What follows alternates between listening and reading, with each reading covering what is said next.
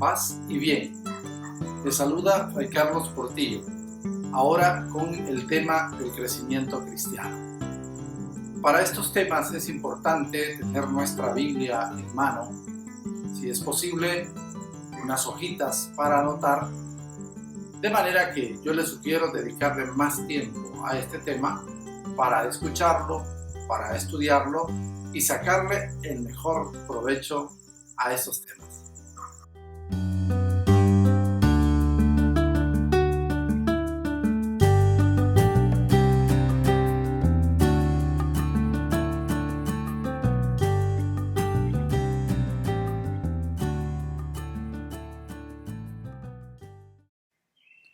Continuamos con el mensaje de los profetas.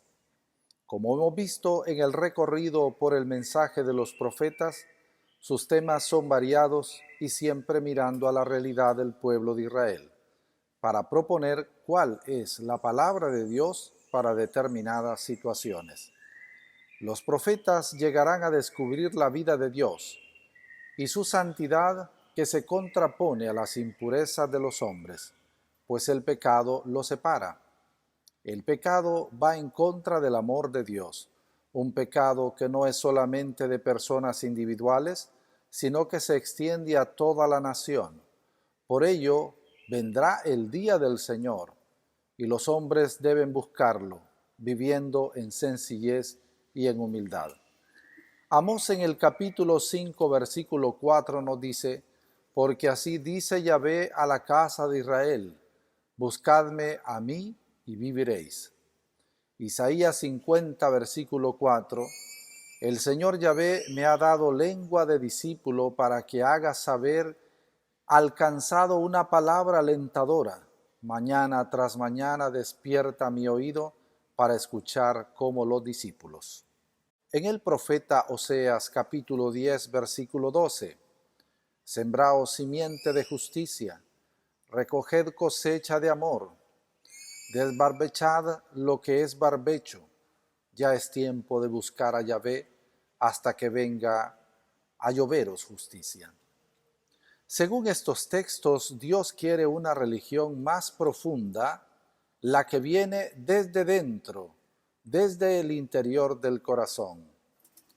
Jeremías capítulo 31, versículos del 31 al 34 nos dice: he aquí que días vienen, oráculo de Yahvé, en que yo pactaré con la casa de Israel y con la casa de Judá una nueva alianza, no como la alianza que pacté con sus padres cuando les tomé de la mano para sacaros de Egipto, que ellos rompieron mi alianza y yo hice estrago en ellos, oráculo de Yahvé, sino que esta será la alianza que yo pacté con la casa de Israel después de aquellos días, oráculo de Yahvé. Pondré mi ley en su interior y sobre sus corazones la escribiré, y yo seré su Dios y ellos serán mi pueblo. Ya no tendrán que adoctrinar más el uno a su prójimo y el otro a su hermano, diciendo: conoced a Yahvé, pues todos ellos me conocerán del más chico al más grande, oráculo de Yahvé, cuando perdone su culpa y de su pecado no vuelva a acordarme. De ahí que el profeta nos lleva a descubrir que no podemos separar vida de Dios y vida de los hombres. No podemos separar los problemas sociales y políticos de la vida con Dios. Isaías en el capítulo 10, versículos del 1 al 4 nos dice: ay de los que decretan decretos inicuos y los escribientes que escriben vejaciones, incluyendo el juicio de los débiles, atropellando el derecho de los míseros de mi pueblo, haciendo de las viudas su botín y despojando a los huérfanos. Pues, ¿qué haréis para el día de la cuenta y la devastación de lontananza viene? ¿A quién acudiréis para pedir socorro? ¿Dónde dejaréis vuestra gravedad? Con tal de no arrodillarse entre los prisioneros, entre los muertos caerían. Con todo eso no se ha calmado su ira, y aún siguen su mano extendida. El profeta es un hombre de Dios y llamado por Dios. El campo del profeta, como vemos, es amplio y no solo será lo religioso y espiritual, no solo lo que atañe a la fe, doctrina y culto de Israel, tampoco serán simples reformadores. Son hombres que sirven a todo Israel, un pueblo que tiene una configuración política. Por tanto, el profeta hablará desde la historia y desde la situación política de Israel. Son hombres espirituales y también hombres que se metieron en los problemas políticos para iluminar desde el querer de Dios.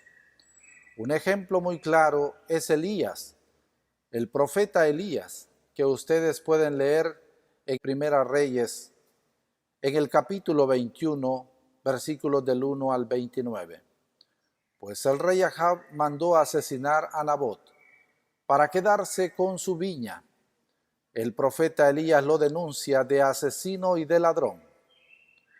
Todo esto nos confirma que el profeta se relaciona de forma clara con lo político, pues ahí se juega el bien del pueblo. Esa relación fue conflictiva y el profeta asume este conflicto desde la palabra de Dios. Denunciarán constantemente los pecados e injusticias de los reyes.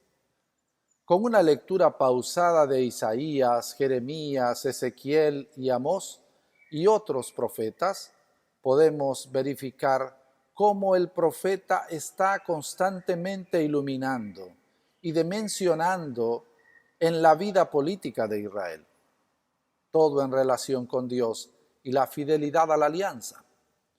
Los profetas no separan política y religión. Son personas bien situadas en la realidad social y política, preocupados de los problemas de Israel y con una fuerte experiencia de Dios.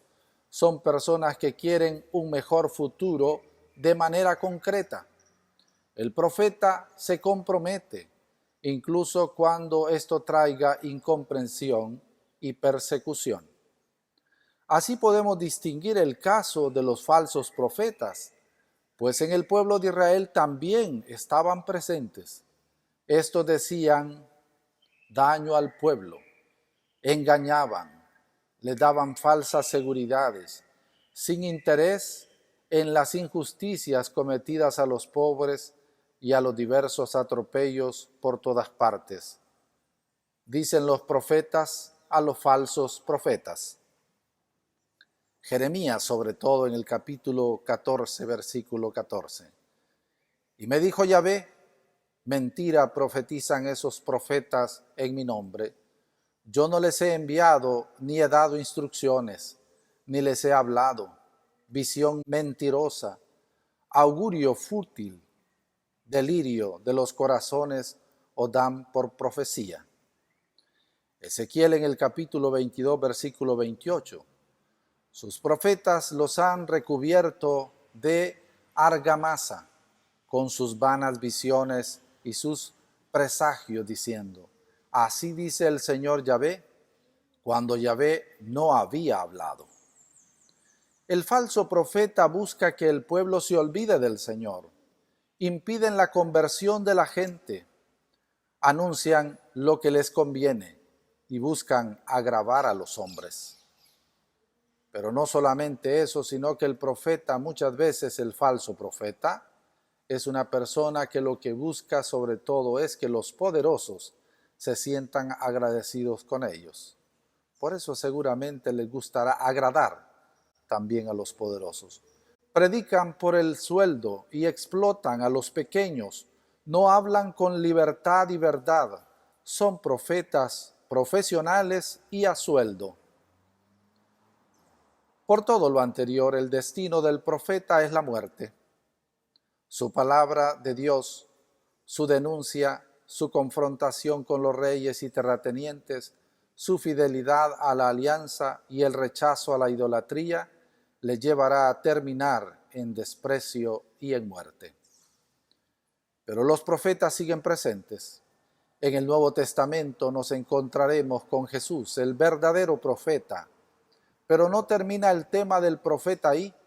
Y la Iglesia en su larga historia cuenta con muchos profetas mártires, con los que el Antiguo Testamento y con Jesús lo vemos en unidad. Como ya he mencionado en audios anteriores, un profeta de nuestro tiempo es Monseñor Romero, profeta identificado totalmente con Jesús, profeta identificado con los dolores de su pueblo, un profeta con los pies en la tierra y con el Espíritu de Dios, un profeta que le encantaba también los cantos que hacían vida a la realidad de Dios y del pueblo.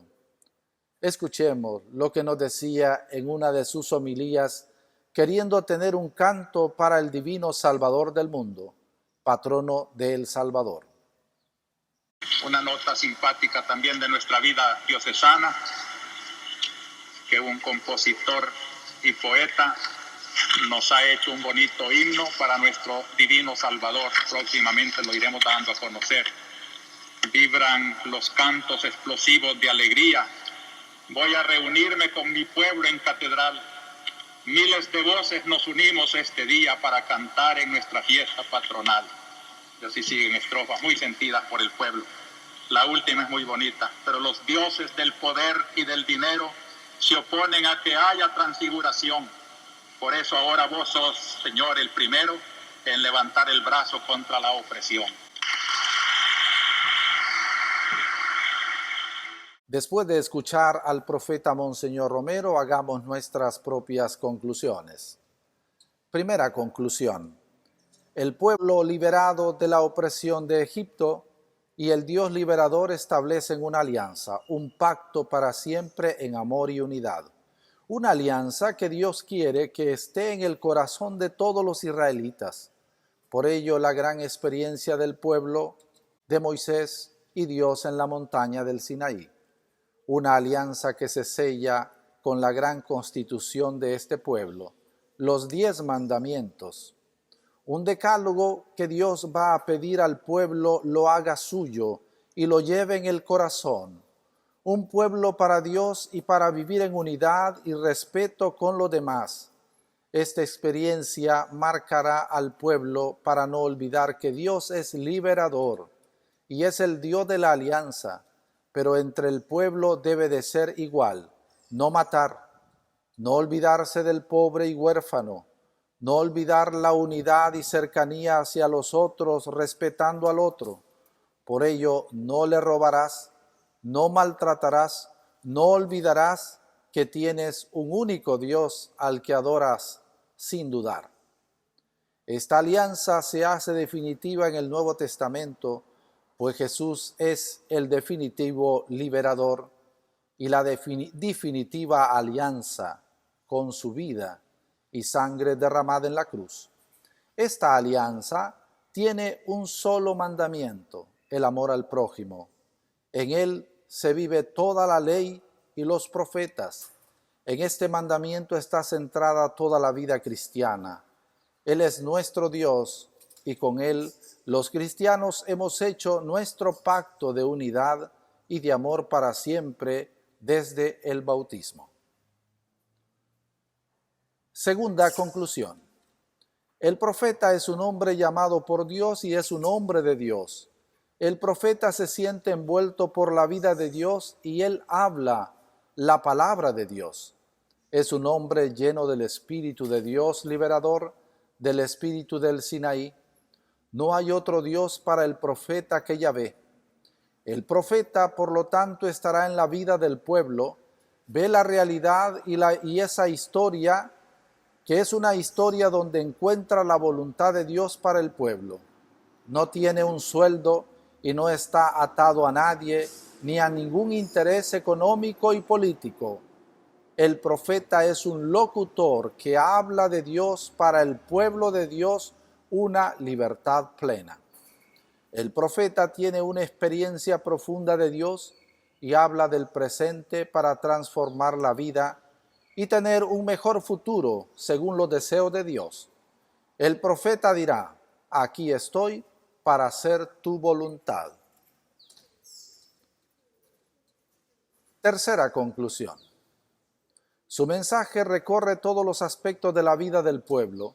El profeta habla de Dios, de su voluntad para los israelitas, un Dios cercano que ama y quiere el bien de todos, misericordioso y justo, un Dios que le gusta el culto que no está lleno de injusticias y maltrato a los pequeños. Tanto así que donde hay injusticias no hay un verdadero culto a Dios, y puede ser un culto que es ofensa a Dios. Aquí conviene que nosotros como cristianos y como iglesia hagamos una seria reflexión para que no estemos haciendo celebraciones que no son de Dios. Además, el profeta invitará al pueblo a mantener la alianza y a no irse detrás de otros dioses, a no idolatrar el poder y el dinero. Nuestra vida cristiana tiene que resplandecer por lo pequeño, sencillo y humilde. Por ello, nuestra moral cristiana debe estar llena de honradez y una honradez fuerte en vida interior, con un corazón puro y no lleno de maldad y traición. El profeta es un mensajero y aquel también que lleve el mensaje hasta iluminar al pueblo, y los reyes también en la política. La vida del bien común será tema central del profeta, pues todo lo que tiene que ver con los hombres tiene que ver también con Dios. El profeta no se vende, ni lo compra ningún grupo, tampoco ninguna ideología. Es fermento y luz en todo ello. Cuarta conclusión. El definitivo profeta es Jesús de Nazaret. Todo el profetismo del Antiguo Testamento llega a su culmen en Jesús, pues Él es el verdadero profeta. Y así como fue el destino de los antiguos profetas, también será el de Jesús. Lo deslegitiman en su mensaje, se burlan de Él, lo persiguen, lo acosan, lo marginan y lo matan en la cruz.